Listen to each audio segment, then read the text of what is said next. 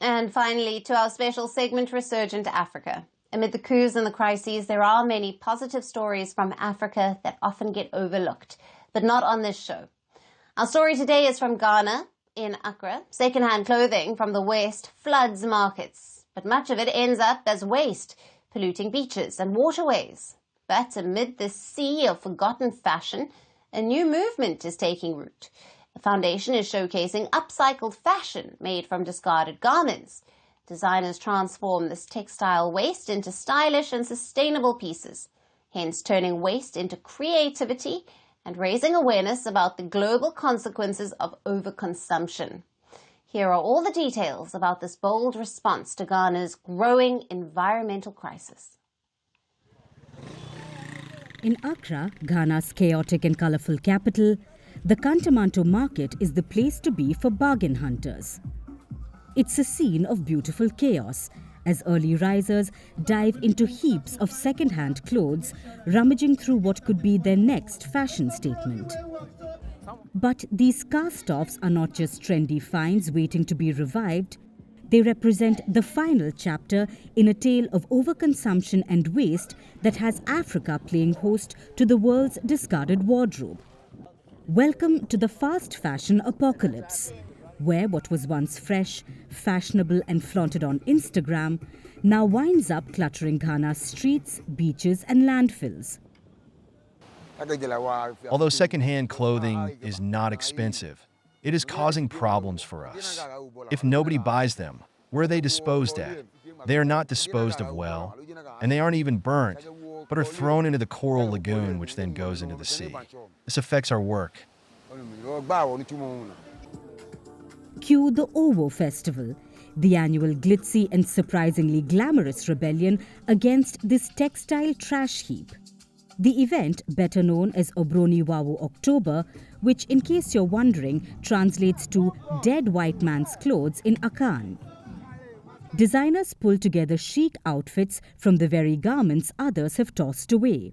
Floral blouses, denim jeans, and even leather bags.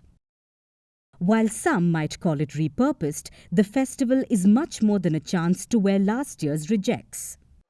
It is a bold attempt to raise awareness of the relentless march of fast fashion, that insidious global force turning perfectly good clothing into landfill fodder.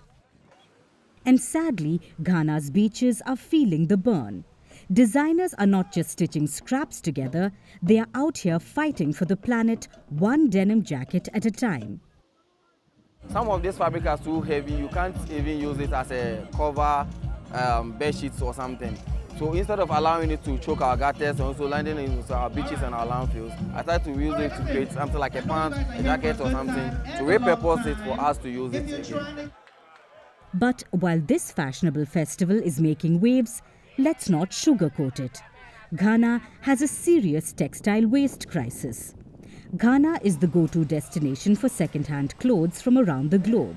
This sounds like a good deal until one realizes that almost 40% of the stuff is practically unusable.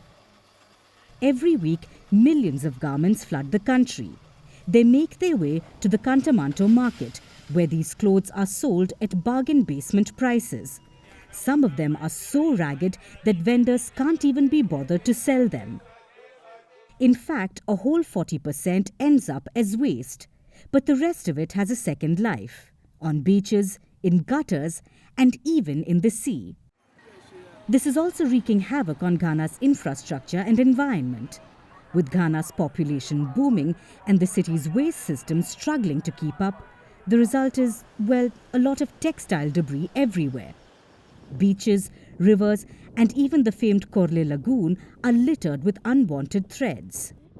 But hey, fashion is supposed to be messy, right? Enter the Owo Foundation, Ghana's very own superhero fighting the war on textile waste.